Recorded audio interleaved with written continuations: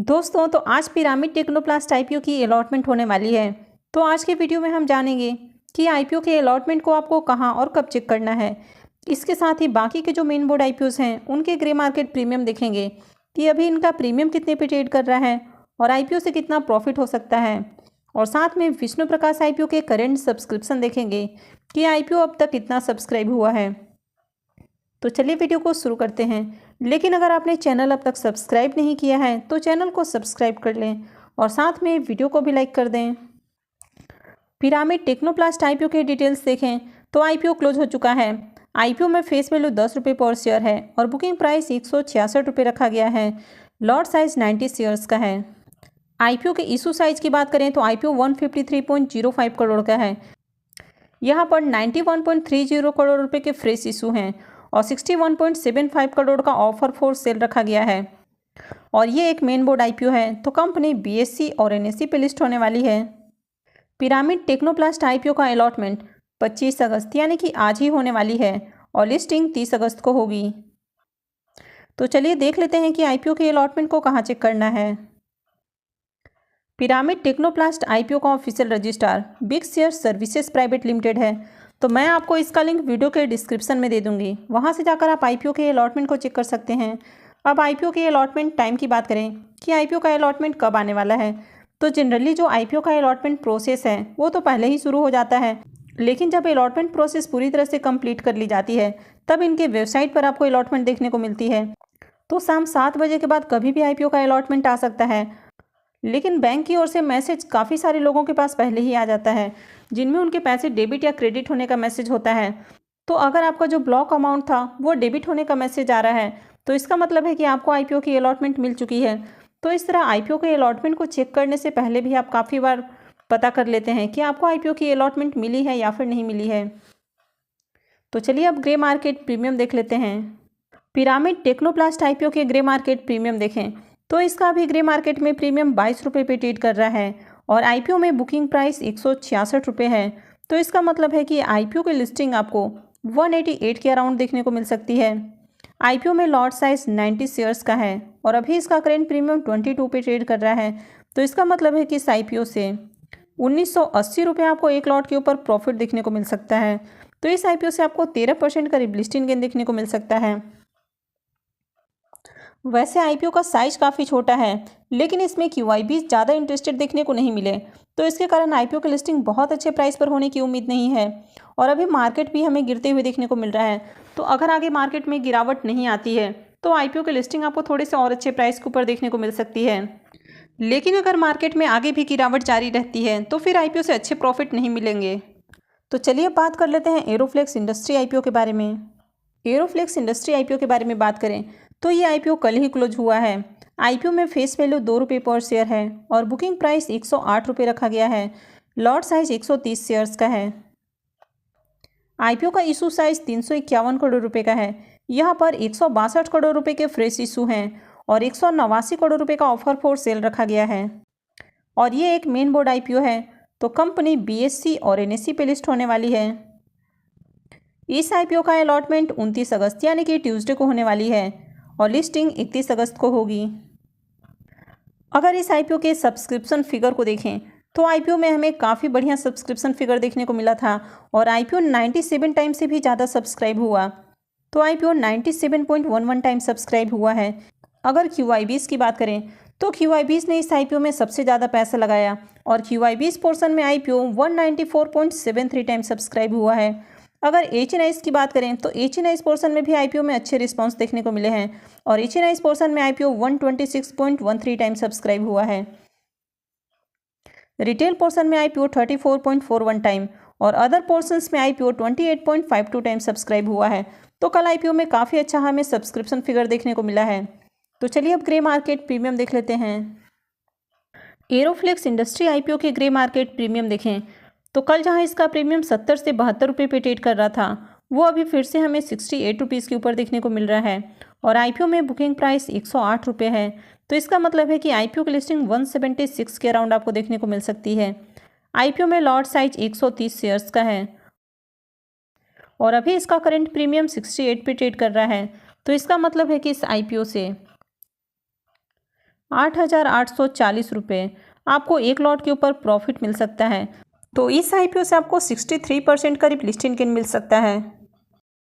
लेकिन जब मार्केट में गिरावट आती है तो उसका असर हमें ग्रे मार्केट पर भी देखने को मिलता है और यही कारण है कि इसके प्रीमियम में थोड़ी सी हमें गिरावट देखने को मिल रही है। तो अभी निफ्टी की बात करें तो निफ्टी 19,250 के आसपास ही अभी ट्रेड कर रहा है।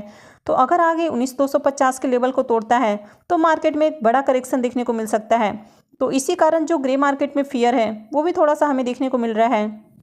तो चलिए अब देख लेते हैं विष्णु प्रकाश आईपीओ को। विष्णु प्रकाश आईपीओ की बात करें तो आईपीओ 24 अगस्त को ओपन हुआ है, यानी कि आईपीओ कल ही ओपन हुआ था और ये 28 अगस्त यानी कि मंडे को क्लोज होने वाला है। फेस वैल्यू 10 रुपये पर शेयर है और बुकिंग प्राइस 99 रुपीज़ है। लॉट साइज 150 शेयर्स का है। आईपीओ का इशू साइज 308.88 करोड़ का है, यानी कि ये आईपीओ भी छोटा आईपीओ है और ये पूरा का पूरा फ्रेश इशू का आईपीओ है। इस आईपीओ में एम्प्लॉयज़ के लिए 9 रुपीज़ पर शेयर डिस्काउंट दिया गया है और ये मेन बोर्ड आईपीओ है। तो कंपनी बीएससी और एनएससी पे लिस्ट होने वाली है। तो विष्णु प्रकाश कंपनी के बारे में बात करें तो ये कंपनी डिज़ाइनिंग और कंस्ट्रक्शंस का काम करती है। तो ये कंपनी सेंट्रल और स्टेट गवर्नमेंट के जो प्रोजेक्ट होते हैं, इसके अलावा ऑटोनोमस बॉडीज़ और प्राइवेट बॉडीज़ हैं, इनके जितने भी कॉन्ट्रैक्ट वगैरह निकलते हैं तो उसमें कंपनी एज अ कॉन्ट्रैक्टर काम करती है, यानी कि कंपनी कॉन्ट्रैक्ट लेती है और उस काम को पूरा करके देती है। तो कंपनी के काम को 4 कैटेगरी में डिवाइड किया जा सकता है। कंपनी वाटर सप्लाई प्रोजेक्ट पे काम करती है, रेलवे प्रोजेक्ट करती है, रोड प्रोजेक्ट करती है और इसके साथ ही इरिगेशन नेटवर्क प्रोजेक्ट पे भी काम करती है। तो कंपनी का जो काम है वो इंडिया के 9 स्टेट और एक यूनियन टेरिटरीज में देखने को मिलता है। अगर कंपनी के फाइनेंशियल को देखें तो कंपनी के फाइनेंशियल हमें काफ़ी अट्रैक्टिव देखने को मिलते हैं। यहाँ पर हमें 3 सालों का कंप्लीट फाइनेंशियल देखने को मिल जाता है।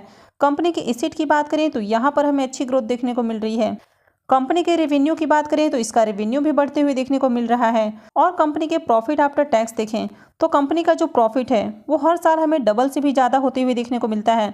तो जहां फाइनेंशियल 21 में कंपनी का प्रॉफिट 19 करोड़ के आसपास है, वो फाइनेंशियल 22 में बढ़ के करीब 45 करोड़ के आसपास हो जाता है और फाइनेंशियल 23 में इसका जो प्रॉफिट है वो बढ़ के 90 करोड़ से भी ज़्यादा दिखने को मिल रहा है।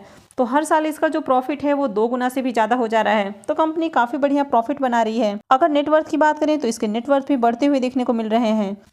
और कंपनी के रिजर्व की बात करें तो कंपनी का रिजर्व भी साल दर साल हमें बढ़ते हुए देखने को मिल रहा है। कंपनी के ऊपर अगर बोरोइंग्स यानी कि कंपनी के ऊपर जो कर्ज है अगर उसको हम देखें तो कंपनी का जो कर्ज है वो भी हमें इंक्रीज होते हुए देखने को मिल रहा है। तो करंट में कंपनी के ऊपर 250 करोड़ से भी ज़्यादा का कर्ज हमें देखने को मिल रहा है। तो कर्ज तो थोड़ा सा ज़्यादा देखने को मिल रहा है, लेकिन इस तरह की कंपनियों के ऊपर जनरली आपको कर्ज देखने को मिल जाता है। अब कंपनी कंस्ट्रक्शंस का काम करती है तो यहाँ पर इनको काफ़ी हैवी मशीनरी और इक्विपमेंट लेने होते हैं। तो जो कंस्ट्रक्शन वाली कंपनियाँ होती हैं तो उनको काफ़ी ज़्यादा इन्वेस्टमेंट करना होता है, यानी कि कंपनी अगर किसी का कॉन्ट्रैक्ट लेती है तो सबसे पहले उनको खुद का पैसा लगाकर उस काम को पूरा करना होता है और उसके बाद उनको जो भी गवर्नमेंट सेक्टर का प्रोजेक्ट है तो फिर वहाँ से पैसा मिलता है, या फिर जो प्राइवेट सेक्टर का काम है तो फिर वहाँ से पैसा मिलता है। तो इसलिए इस तरह का जो काम है तो इसमें हमेशा ही कंपनियों के ऊपर डेट हमें देखने को मिलता है। और कंपनी आईपीओ से जो फंड रेस करने वाली है तो उससे अपने कर्ज का भुगतान नहीं करने वाली है, बल्कि कुछ इक्विपमेंट और मशीनरी वगैरह खरीदने वाली है। और इस तरह के कंपनियों को काफ़ी हेवी मशीनरी वगैरह भी खरीदना होता है, तो इसके कारण भी इनके ऊपर हमें डेट देखने को मिलता है, क्योंकि इस तरह की कंपनियों को बंचिंग प्लांट, रोड रोलर, इसके अलावा जो जेसीबी मशीन है, तो उस तरह के जो बड़े बड़े मशीनरी और इक्विपमेंट हैं वो लेने पड़ते हैं। तो कंपनी के डेट को छोड़कर बाकी का जो कंपनी का फाइनेंशियल है वो काफ़ी अच्छा हमें देखने को मिल रहा है। आईपीओ के करंट सब्सक्रिप्शन फिगर को देखें तो आज आईपीओ का दूसरा दिन है और अभी 12 बज चुके हैं और अब तक आईपीओ 5.71 टाइम सब्सक्राइब हो चुका है। अगर QIBs पोर्शन की बात करें तो QIBs की ओर से अब तक इसमें पैसे नहीं लगाए गए हैं, यानी कि QIBs पोर्शन में कल जितना आईपीओ सब्सक्राइब हुआ था उतना ही फिगर अभी भी हमें देखने को मिल रहा है। अगर HNIs पोर्शन की बात करें तो यहाँ पर आईपीओ 8.99 टाइम यानी कि ऑलमोस्ट 9 टाइम सब्सक्राइब हो चुका है और रिटेल पोर्शन में आईपीओ 7.60 टाइम सब्सक्राइब हुआ है। तो आईपीओ में बात करें तो दूसरे दिन भी हमें अच्छे सब्सक्रिप्शन आते हुए देखने को मिल रहे हैं। बस QIBs की ओर से अब तक ज़्यादा पैसा नहीं लगाया गया है। वैसे आईपीओ में लगने वाले सब्सक्रिप्शन अमाउंट की बात करें तो आईपीओ में 1240 करोड़ से ज़्यादा का बिड देखने को मिल रहा है। यहाँ पर QIBs की बात करें तो QIBs की ओर से इस आईपीओ में मात्र 3.22 करोड़ लगाए गए हैं। वहीं पर HNIs की ओर से इस आईपीओ में 412 करोड़ रुपये लगाए गए हैं। और अगर रिटेलर्स की बात करें तो रिटेलर्स की ओर से आईपीओ में बहुत ज़्यादा सब्सक्रिप्शन आ रहा है और रिटेलर्स की ओर से आईपीओ में 814 करोड़ से भी ज़्यादा का बिड देखने को मिल रहा है। तो आईपीओ के ओवरऑल सब्सक्रिप्शन की बात करें तो आईपीओ में अच्छे सब्सक्रिप्शन आ रहे हैं। हालांकि क्यूआईबीज की ओर से जो ज़्यादा सब्सक्रिप्शन है वो आईपीओ के अंतिम दिन में देखने को मिलता है, यानी कि आईपीओ जिस दिन क्लोज होने वाला होता है उस दिन आईपीओ के लास्ट आवर में क्यूआईबीज की ओर से ज़्यादा एक्शन देखने को मिलता है। तो ओवरऑल बात करें तो आईपीओ में अच्छे सब्सक्रिप्शन आ रहे हैं। तो चलिए अब ग्रे मार्केट प्रीमियम देख लेते हैं।